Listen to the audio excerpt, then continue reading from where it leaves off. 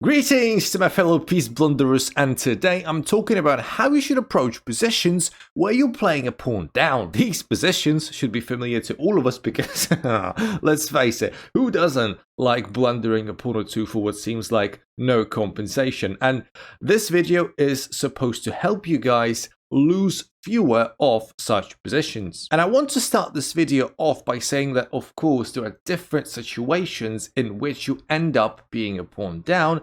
Gambits are a perfect example of that. In a lots of gambits, you sacrifice a bit of your material, most likely a pawn, at the beginning of the game, aiming to get some compensation for that material. However, this video is not going to be about gambits because gambits at the end of the day are intentional sacrifices, and what we're going for in this video are positions where you lose a pawn either through blundering it or miscalculating something, i.e. we have a position where you are down a pawn for what seems like zero compensation. But if you want to learn how to play the Smith Mora, which is on the board right now, feel free to check out a video on the Smith Mora that I did a while back. You'll enjoy it. And as our sample position for today's study, we've got a game played by Kramnik against Dominguez Perez a while back.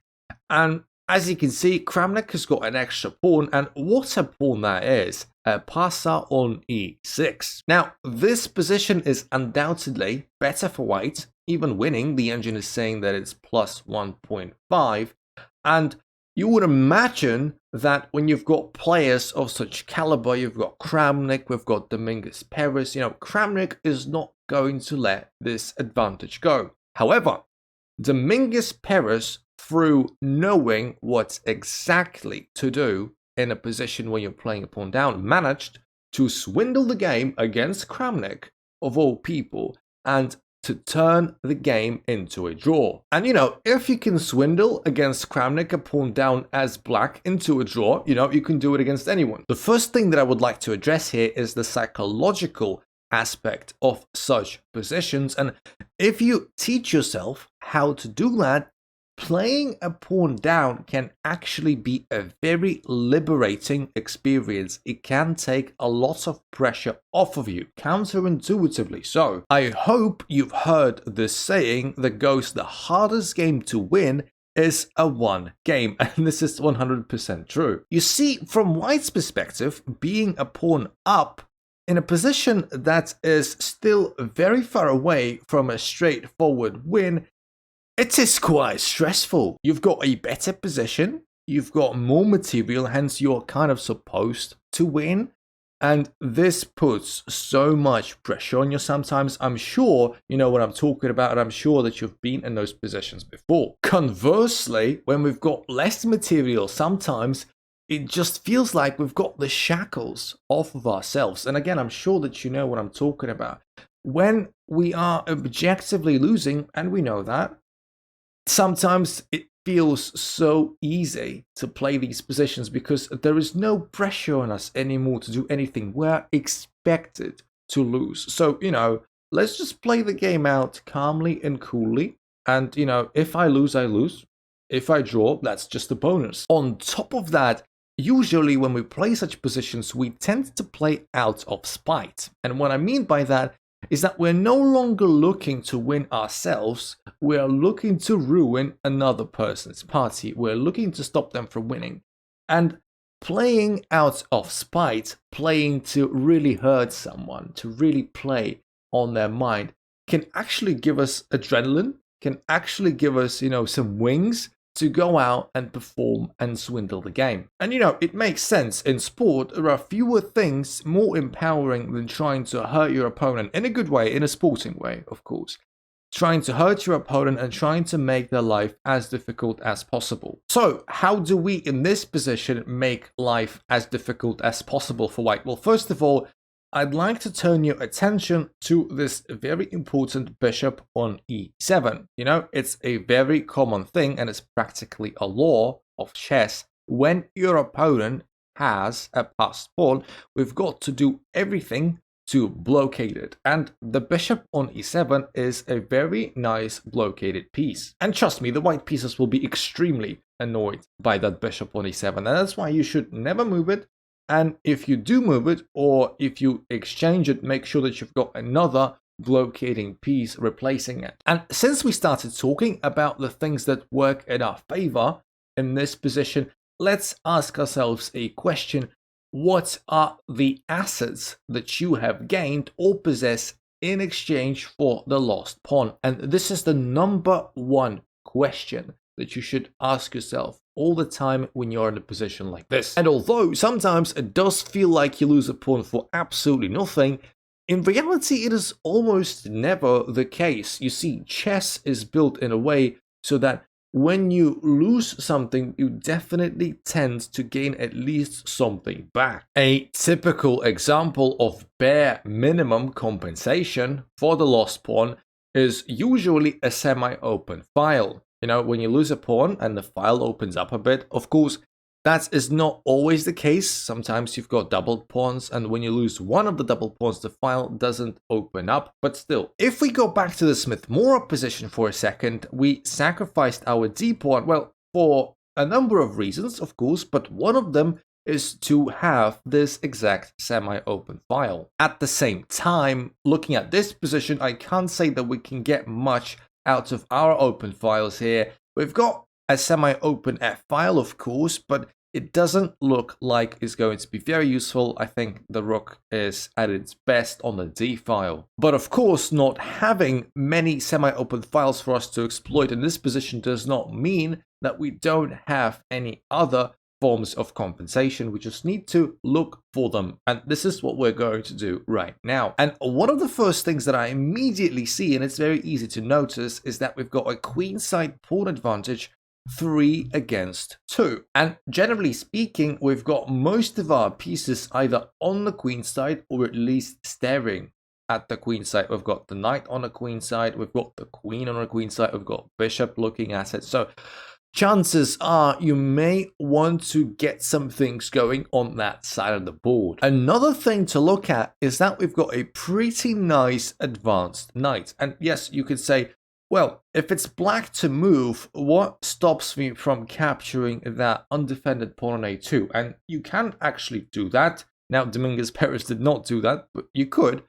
But what happens after knight takes a2 is that the rook now goes there and attacks the knight and attacks the pawn by extension. Of course, it would be better if knight retreated back to b4 and now the rook takes on a7. And this is actually exactly the thing that I was talking about just now.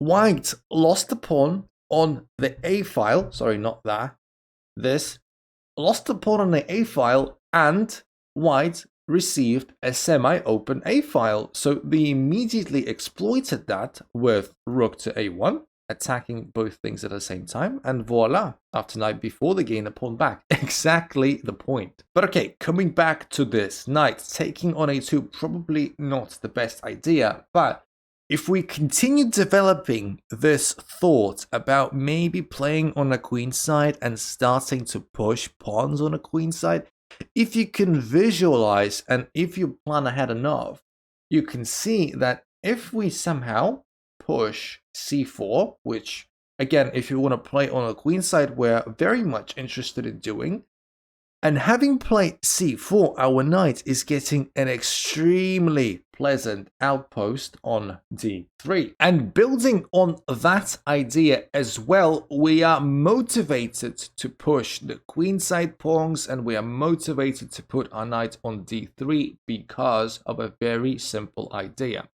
If we somehow imagine x moves forward, all right, where we manage to exchange these two pawns for these two pawns. So we have a passer on the queen side of our own, right?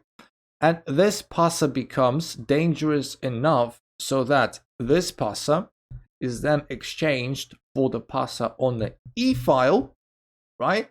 We end up in a position where all of this is exchanged, all of this is gone from the board, and we end up in a position where we've got 3 pawns against 2 pawns on the same side and with the kings on the same side. And this, if played correctly, I know for some of us it's a very big if, but That's why you should learn how to play these positions. 2 pawns against 3 pawns on the same side, with the kings on the same side. The pawn structure is intact. It should be a draw. Remember that when you are a pawn down, it's almost never the end of the world as long as it's not queening. There are so many endgames out there that, again, I do recommend you very strongly to go ahead and study. That even though you're a pawn down in a lot of these endgames, they still end in a draw, because sometimes it's really difficult to win an endgame with a pawn up. And if you learn how to dry the position up, how to make the most of your current assets and exchange some pieces, exchange some pawns, and liquidate to a drawn endgame that you know is a drawn endgame despite being some material down, it's an extremely amazing skill to foster. But okay, coming back to the discussion of our assets, we already talked about the queenside advantage, the knight possibly jumping onto d3. On top of that, we also have a nicely developed rook, which at the moment white does not possess, and we've got a queen defending our potential passer on the c-file. I'm not saying it's going to become a passer, but it can become a passer. And at the same time, the queen is attacking this pawn on e6 that is blockaded. And now, having looked at our assets and having conjured up a plan of sorts, let's finally set it in motion with knight d3, as I promised you. The knight is jumping onto d3, and it looks like it's going to be supported by c4 the next move, or at some point in the future. And we gain a quite important tempo as well on the dark squared bishop on f4. The bishop is attacked, and something has to be done about it. Bishop g3 retreating. We want to save the bishop, and the pawn goes to c4. And one more thing to say about this knight on d3 now is that, of course, any knight on the 3rd or in the 6th rank, depending on your color, is going to be absolutely awesome. But what's amazing especially about this knight is his controlling e1 and c1, and these are the squares that the rook would have really loved to go to, either defending the e6 pawn or attacking our potentially dangerous c4 pawn. And with the rook being tied up in such a fashion, it's not very easy for white to make any significant progress very quickly. And remember that the white pieces are under pressure. They are aiming to win, and winning is not very easy. So we will always have this going for us, the pressure that white is experiencing. And from white's perspective, we can see that the queen, well, at the moment, it's only protecting a measly pawn on e6. It's a very important pawn, but you don't really want your strongest piece to be relegated to just a defender of a pawn. That's why you want to activate your queen, which Kramnik did with queen e4, centralizing the queen, making it not only to defend the pawn on e6, but also to attack the rook on d5. And Dominguez Perez, of course, addressed that issue of the rook being hanging and played queen c6, simply defending that rook. Now, I can understand that some of you guys may be reluctant to put your queen on a square from where it could be harassed by the knight via e5 or d4, but what you also need to understand is that, first of all, the player of Dominguez Perez's level, of course, would have calculated these moves and decided that they are okay. And also, this is something that you should do as well. The move is never bad or good by definition. Some moves look bad and some moves look good. But what's important to know is that looks can be very deceptive. And the only way you can prove 100% that the move is good or bad is through sheer calculation, not just by looking at it as like, nah, this visually looks kind of nonsensical. And what he must have calculated was, okay, so if knight e5, for example, I can just take, the pawn is undefended, and it doesn't look like there are any useful discoveries with the knight. Of course, he will have checked, not just, looked at it and say, it doesn't look like there are any discoveries. Of course, he will have checked all of that as well. And if knight d4, we can just go to c5 with the queen, and the queen is still holding the position together. And in fact, this is exactly what happened in the game. Kramnik played knight d4 and Dominguez Perez played queen c5. And now Kramnik played knight to c2, a very interesting move, a retreating move.